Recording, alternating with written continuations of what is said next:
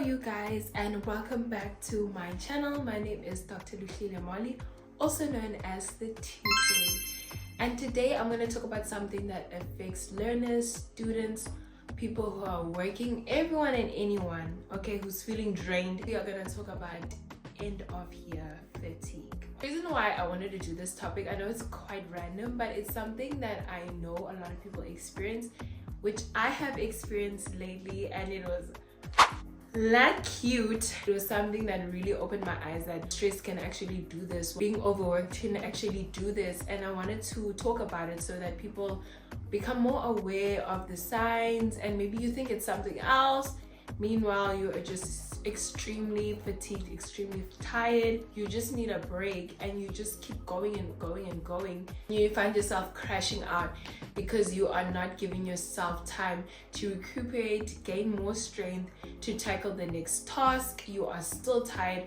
from the task that you did yesterday or last week, and you're carrying all that bad energy and low vibrations into the new one, and you're not performing the best you can. If you're watching this and you're currently going through your exams, or you're done with your exams and you might be preparing for a sub, or you're almost done with your exams, this is the perfect time to click on this video because it is the end of the year. October is coming to an end and we're entering into November, and then that is it, you guys, because December is like a holiday month for most people, not for me because I'll be working, child, I'll be getting that bag, but it is the time to rest. Normally if you're working, guys, and if you have a family and kids, let's get personal and let's get into my business. It was 3 weeks ago. I was feeling really not myself, and I didn't know what it was. My parents thought I might be coming down with the flu because I went home that particular week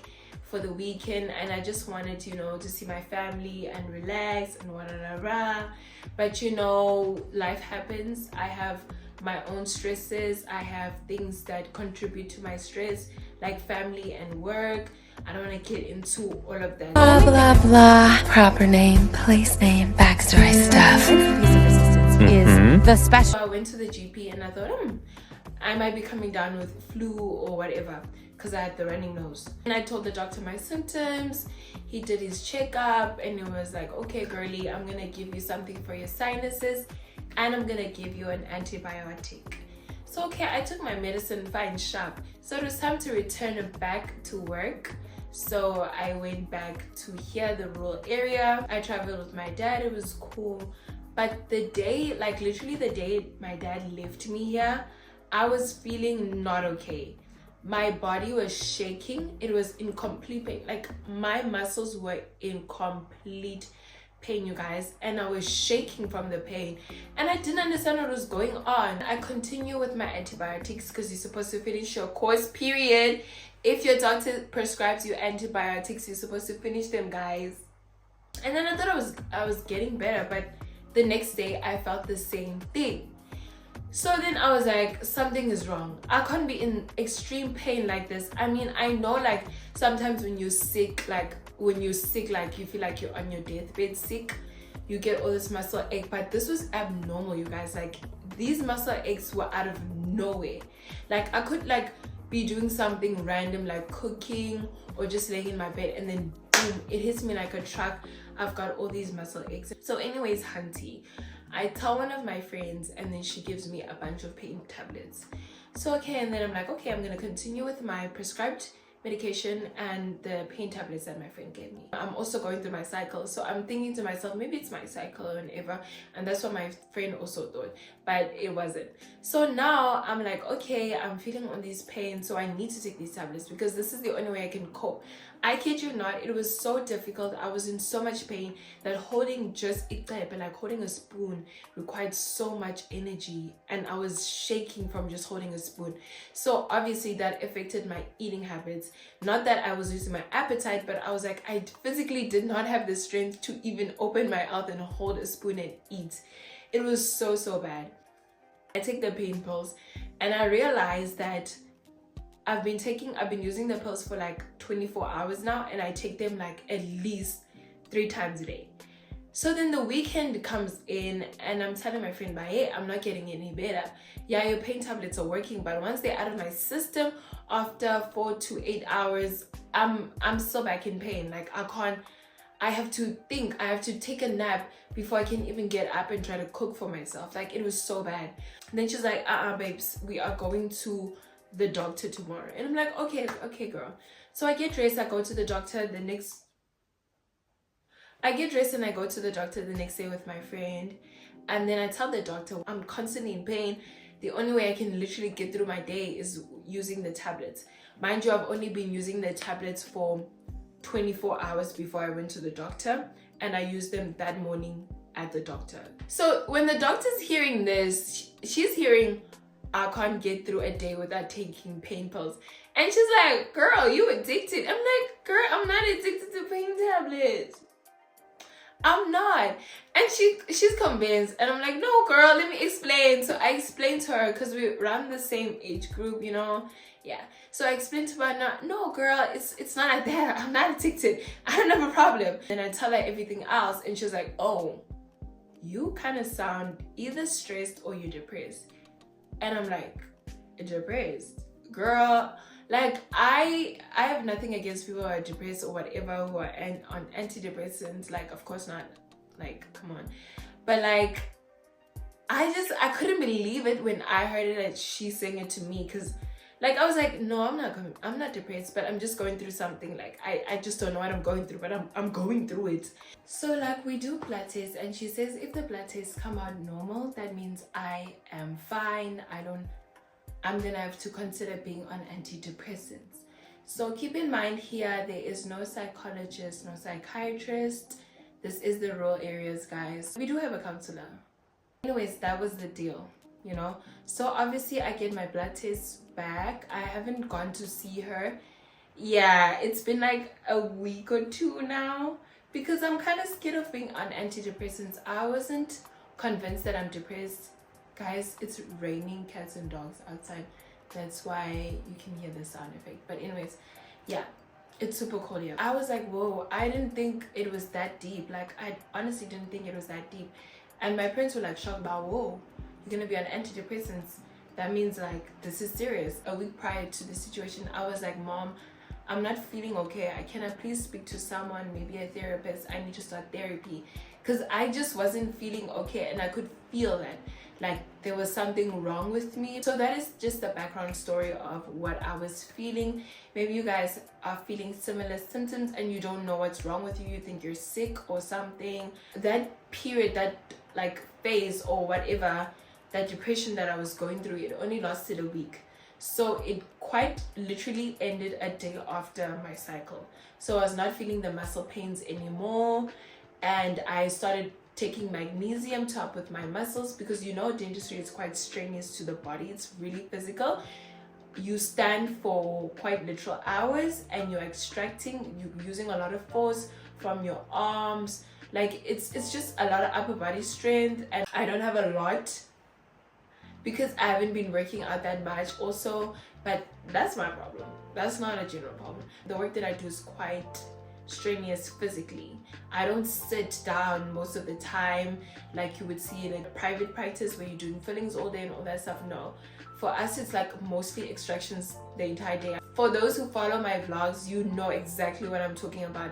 I will literally only see a filling or a pros patient every now and then, but the rest of my day is just extractions.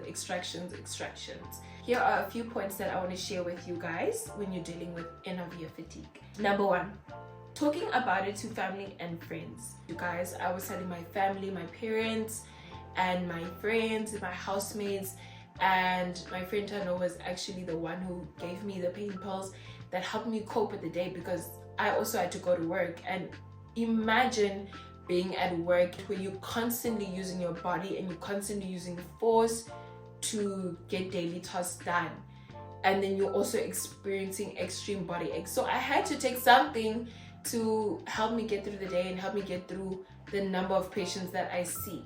Also, I spoke to my cousin on the phone. She said, you do kind of sound depressed, because you know all the things I was listing, the lack of motivation to do daily tasks, which was like, okay, I get it guys, I might be depressed, but like also like with the whole hormonal cycle and everything, like I'm just generally tired, and it's the end of the year. I'm just generally tired from doing all the physical work that I'm doing on a constant basis, and yeah, just keeping up with everything else that I occupy my time with. I do say talking to people really helped me analyze and process what I was truly going through, and my mom was like, you know what, you really just sound tired.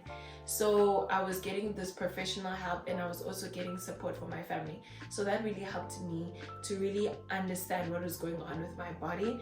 Right now I'm feeling great, I'm feeling fine. We're 2 weeks later, and I think I'm getting my energy back. I'm sleeping a whole lot, and I'm doing less tasks but more tasks over a longer period of time now, so that I don't feel like I'm stressed, because it's not just work. I do a whole lot of stuff.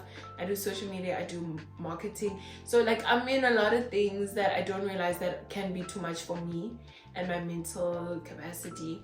Number 2, listening to the gospel. Now when I say listening to the gospel, this means me listening to actual gospel music. This means me listening to sermons, because I don't go to church in this particular area that I'm at, in this rural area. I don't go to church, but when I'm back home, I always go to my home church. My home church is okay, but I'm not really like connecting as much to it as my parents might be and my auntie. But yeah, I still go to church when I'm at home, and I also got myself a new Bible. I love this Bible so much, you guys. It's so pretty. It just made me want to read like the word more and more and more. I kid you not. So this Bible has changed my life. I've been getting into the daily word, the daily bread more often, like almost every day now, because of this Bible. I'm so grateful that I could literally purchase myself a Bible. I've been wanting to purchase a Bible for like a whole 3 months now, and I kept telling my mom, I want to purchase a Bible. Every time I'm home, I'm like, I want to purchase a Bible. So I got this one for less than 300 rand at Camp Book, and yeah guys, I love it. I just like how it looks. It doesn't look too intimidating for me. It looks like a normal like children's book, which is very comforting for me. Yes, I grew up at church, but somewhere along the line we stopped going to church for the longest period, and I became atheist, and that's a whole another story. But anyways, my connection with God began again in high school. Yeah, and after that it just continued growing and growing, and I got saved, I believe 3 years ago, and yeah, I've just been doing great as a Christian right now. Yeah, I give all my problems to God. I ask him for strength. I can do all things through God who strengthens me, and this gives me so much power, you guys, because I truly believe that I can do anything as long as I pray to God for guidance, and he gives me strength enough to do it. I literally pray every single day ever since that whole week. It was basically a spiritual and mental and physical attack on my body. And I was like, yay, I cannot continue like this. So I pray to God like almost every single day before I go to the clinics, and I'm like, please give me strength, please give me patience, please give me understanding, bless my hands so I can do the best job possible for the patient who's gonna come before me. And he has done that and more for me. So I cannot pretend here and say that I've done it alone, because I'm not on the medication, but I am on the Holy Spirit. So yeah, if you are not religious, I guess you can manifest being in a good state of mind, or I don't know. The gospel has really gotten me through a lot, and I just wanted to share that also. Number 3, not rushing myself into doing everything in one day. I spoke about this a little bit earlier.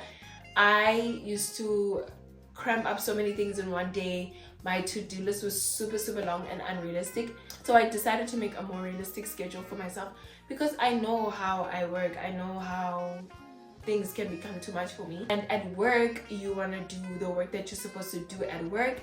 And you sometimes, if you're going up for a promotion or you want to be seen, you do extra work, because you want to shine, you want to stand out from everyone else. You want to show that you are really passionate about what you're doing, and then you just like overworking yourself. So it gets hard because we all have these different schedules and we want to do all these amazing things and keep up with family and keep up with ourselves, keep up with personal care, and all these things, like, they catch up to us and we can't do everything in one day.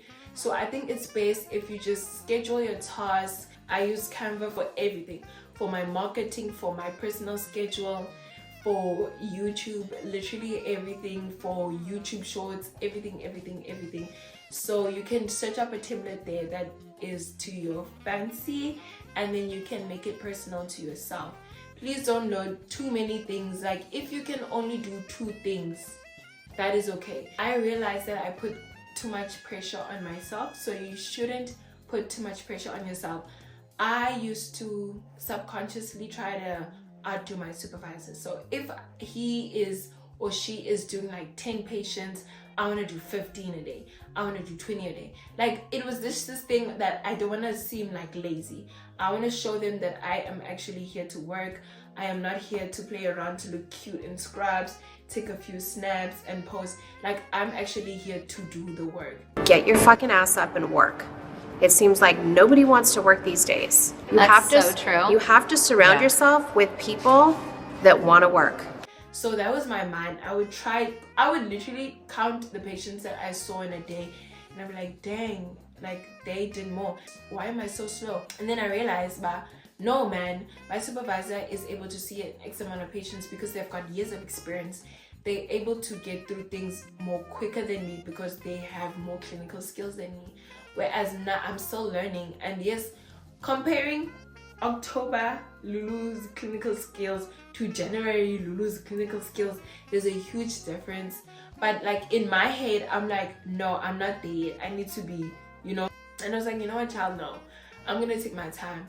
I'm gonna take my time with the injections because I was always getting needle prick injuries and all these things. So it's like, you know what, I'm gonna cap the needle properly now. I'm gonna take the time to let the patient speak. I'm gonna take the time. I can do as much as I can do. So after that, after changing my mindset, I was like, you know what, I'm actually killing it. And over time, the pace increased and increased and increased. And now your girl is like, whoa, she's really good. In school, this relates if you are putting too much pressure in getting like the best marks, like A's in every single thing. Like, you're putting this amount of pressure and you're not getting the A's that you wanted. You're getting maybe a 60 there, a 70 there, an 80 there, 90 there, which is still good. But you are putting so much pressure on yourself that you think that that is not good enough. And you just keep, I would say, failing to achieve your goals. Whereas if you just put enough time and practice into perfecting that particular subject, instead of giving yourself a time frame that you should be good at this or you should be getting that mark, you actually get to understand the subject more. You give yourself time to grasp the information, and before you know it, you're like a freaking genius in life science and maths, like, period. You fall victim in your surroundings. You fall victim to seeing your friends achieve more.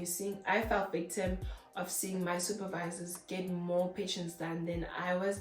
So you just fall victim, and a lot of these institutions or like the places you work in are obsessed with numbers, obsessed with the X amount of patients that are seen. They're obsessed with the best grades. So you do fall victim in that pressure. What I can say about that is you need to remember who you are.